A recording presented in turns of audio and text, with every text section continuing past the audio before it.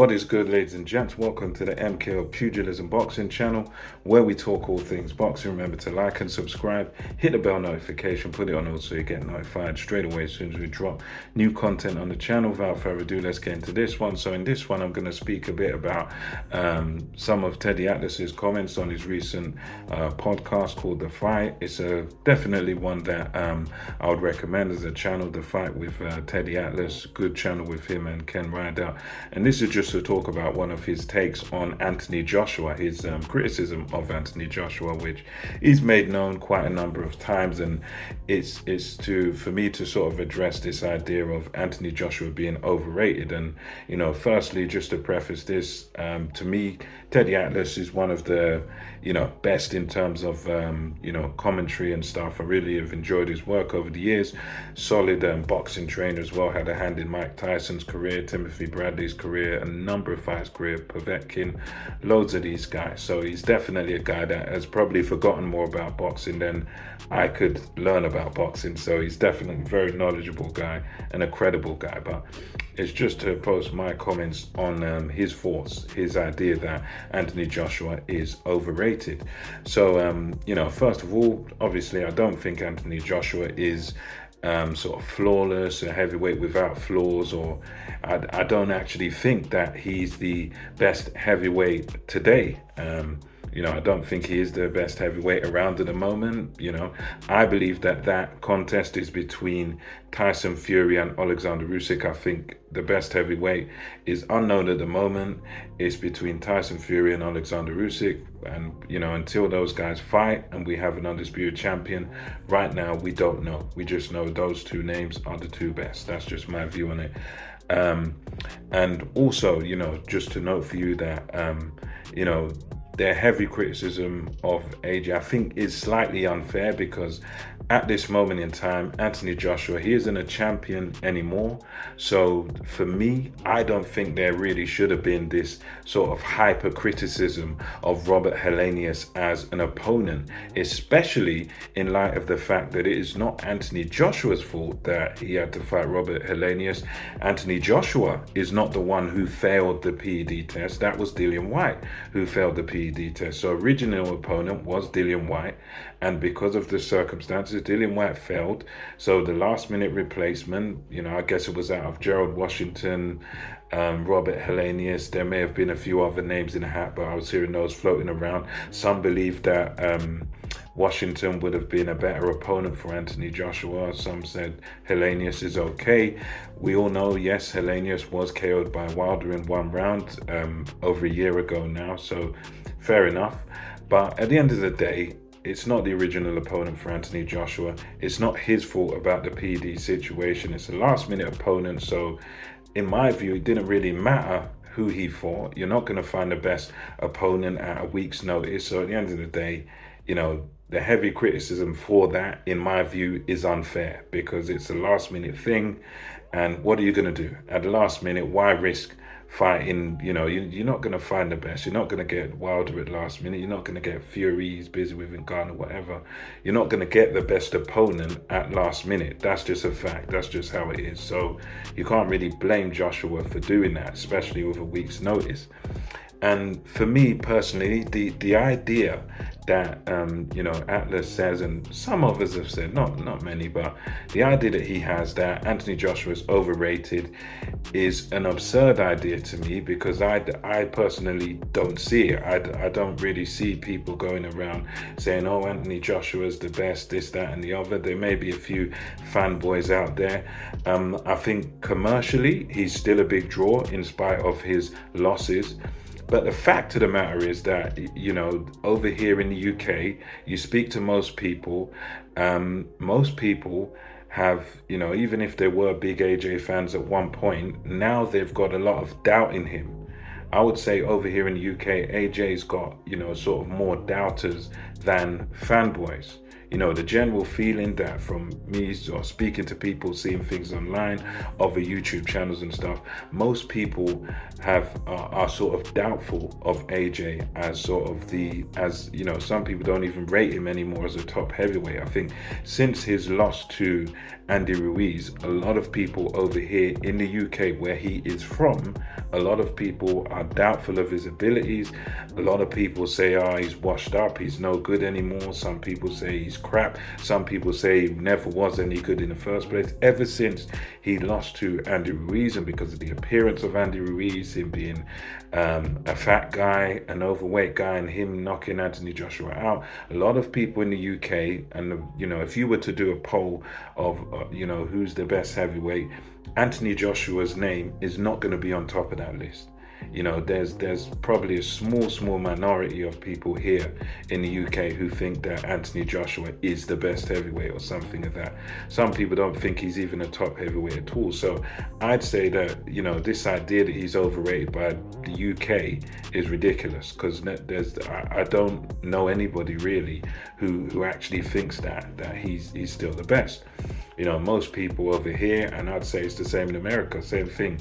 Since the Ruiz loss, most people are sort of Anthony Joshua doubters rather than fanboys. So, you know, I believe that a comment like that oh, he's overrated, it just kind of shows that, at least in my view, Atlas is a bit out of touch with the UK, you know, out of touch with the UK sort of journalists and the fans and the you know, the media and stuff, because that is not the feeling over here. You ask anyone here in the UK, they're not going to say, oh, Joshua is the best. Most of them are AJ doubters, and most of them would have negative things to say about Anthony Joshua rather than positive.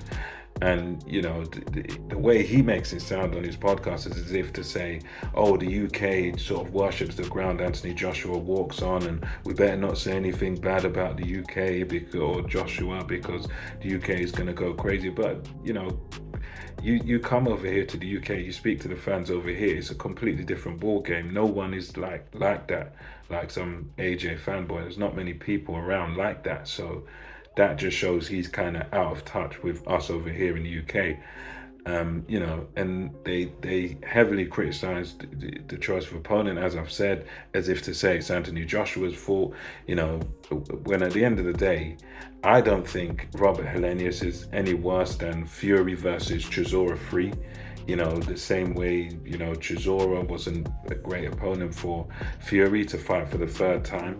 You know, it's the same sort of thing. And, you know, with Fury versus Chisora 3, that was a planned thing that was long in the planning, whereas Helenius was a last minute opponent. So I don't see how that criticism's valid, because at the end of the day, first of all, he's not a champion, so he doesn't have the obligations. Secondly, it's a last minute replacement you're dealing with. And another thing that they criticize about Joshua is they like to, you know, Atlas and the guys there, they like to make it seem as if Anthony Joshua had an easy route to the top, when he didn't have an easy route to the top. The only thing you could say easy was the first guy he won a belt off, which was Charles Martin, whom he dispatched in 2 rounds. But the fact of the matter is that AJ was sort of fast-tracked in his career. He went from, you know, sort of British title level straight into world championship against, you know, straight from beating Dillian Whyte to then going and fighting for a world title against Charles Martin. So he was a guy that, unlike Deontay Wilder, who had 30 or so soft touches and cream puffs and easy fights before fighting Bermane Stiverne and was protected in his career, Joshua wasn't protected in that same way. Joshua had, you know, within, I think it was about, let's say 15, 16 fights, he was already a world champion, already fighting at the top level, whereas a guy like a Wilder was protected for a long time, you know. And, you know, Fury had more fights than Joshua as well, about 20 some odd before going into world title fights. And Joshua was like, nah, fast-tracked within about 16. So it's contrary to what they said. He wasn't brought up the easy way. He was brought up in a way that he was rushed. He was fast-tracked because of, I guess, his Olympic background. You know, and you also gotta, when you think about Joshua, you gotta commend him for taking immediate rematches. Now, when he lost to Andy Ruiz, in my view and a lot of people's view, the right thing to do would have been go back to the drawing board, take a few easy touches, and then revisit Ruiz at some time, at some later point, because you've been knocked out, you've probably had a concussion, you got hit on the top of the head and stuff, and you had a humiliated defeat, so you don't go straight back into an immediate rematch. But what did Joshua do? He lost to Ruiz, got humiliated in that way, and jumped straight back into the ring with Ruiz in an immediate rematch, and he won his belts back. And at the end of the day, that's something that, okay, Wilder didn't do that, and Fury's undefeated, so it doesn't count. But that's a very uncommon thing in boxing, for you to get knocked, spark out, get knocked out, and then lose all your belts, and then come straight back in the very next fight and then win all your belts back. So that's something that they kind of miss about Anthony Joshua's career, because he did go into immediate rematches. The same thing with Alexander Usyk. He got outboxed, he got bamboozled, he got done over by Alexander Usyk, and then again, just like the Ruiz fight, he goes straight back in against Alexander Usyk and tries to win his belts back. He does a little bit better, but loses again. But the fact that he's got those guts and he's willing to go straight back into immediate rematches is another thing that's very noteworthy and uncommon in the sport of boxing. I would also argue that none of AJ's rivals have better resumes than him. So how you can call Joshua overrated when Fury doesn't have a better resume than Joshua? Yes, I think Fury, you would make him favorite over Joshua, but when you look at his career, he bases his stock and his status and this lineal thing based on one win against Vladimir Klitschko, and then he ducked the rematch and went off into the drugs binge and all that sort of stuff. He based it on that one Klitschko win, and then you got the win against Dillian Whyte, the most recent one, but AJ already beat Dillian Whyte ages ago, and those wins against Deontay Wilder. So you think about it, so Fury's greatness and his great status of no man born from his mother can beat me and an all-time great fighter is based on wins against two guys recently. His world title fights, most of them have been against one guy, and that's Deontay Wilder. Whereas Joshua has unified. Joshua, he's beat Martin, Parker, Povetkin, Pulev, White. Joshua's has gone down the gauntlet and fought most of the top guys that were around in the division. So at the end of the day, even when it comes to Deontay Wilder, his best win is pretty much against Luis Ortiz, who everybody was rating and raving about. But then Luis Ortiz doesn't really have any signature wins of his own. Who has Luis Ortiz beaten? Has Luis Ortiz been a world champion before? No, absolutely not. He's never been a world champion before. He doesn't really have any notable wins. When he goes to the top and fought Deontay Wilder, he lost to him and got knocked out by him twice. So, that's Wilder's sort of most credible victory. But it's against a guy who hasn't really beaten anybody of note himself.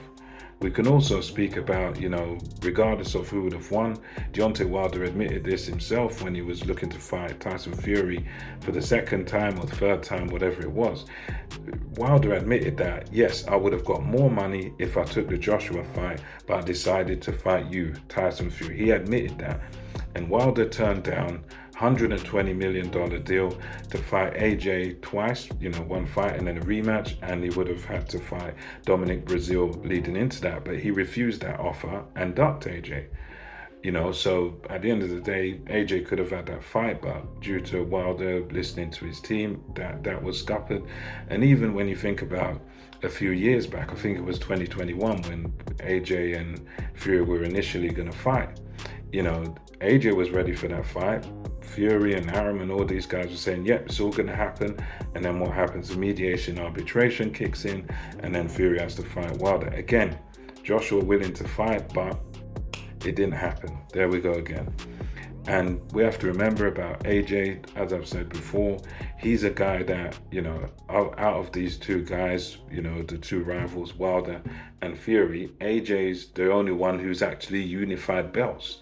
He went on in his career to unify against Joseph Parker. He beat Vladimir Klitschko, which admittedly after Tyson Fury beat Klitschko, it was a life and death. Fury done it easier, but Joshua still done it. So he unified the belts against Parker, and he unified also against Povetkin, knocked him out, and Povetkin at the time had only lost to Vladimir Klitschko, who had been on his long reign. So Joshua had ran through quite a gauntlet in his career. So to call him overrated is kind of crazy. And, Atlas, he even had the gall to call Alexander Usyk a cruiserweight, saying, AJ lost to a cruiserweight. But to me, that's kind of crazy because there's not that much difference between a cruiserweight and a heavyweight. It's just a few pounds over. And when you look at Usyk's career, Usyk was undisputed cruiserweight champion at that weight. Won every belt there was to win, went to Russia and fought the Russian, went to Latvia, fought the Latvian. So Usyk is not just some random cruiserweight. Usyk was the undisputed at cruiserweight. He came up to heavyweight. He beat unified champion in Joshua twice. So he's not just some cruiserweight as they tried to sort of make out. And, at the end of the day, you've got to remember, Usyk is also the same alleged cruiserweight that Tyson Fury has been avoiding. The same cruiserweight that Tyson Fury scuppered the negotiations to fight and didn't want to fight. The same cruiserweight who Fury was supposed to fight, but then he's gone off and fought Francis Ngannou. And you got to think about it, out of all these sort of top heavyweights, the only two guys that are really doing what they're supposed to do is Anthony Joshua, who's just fought, was meant to fight White, fought Hellenius and is getting ready to fight Wilder, and Alexander Usyk, who's actually fighting his mandatory in Daniel Dubois. So anyway, this is my thoughts on Atlas's criticism of Anthony Joshua. I am a person that I disagree with this criticism. I don't think Anthony Joshua is overrated at all because most people are kind of in the negative against him, and most people are not sort of rating him as the best. He is a popular figure. He's one of our top fighters, and he still sells out stadiums. But most people, I would argue, are more on the negative. Most people are sort of doubting him at this moment in time. So that's my thoughts on it. Let me know what you think in the comment section below. Until next time, it's MK of Pugilism, over and out.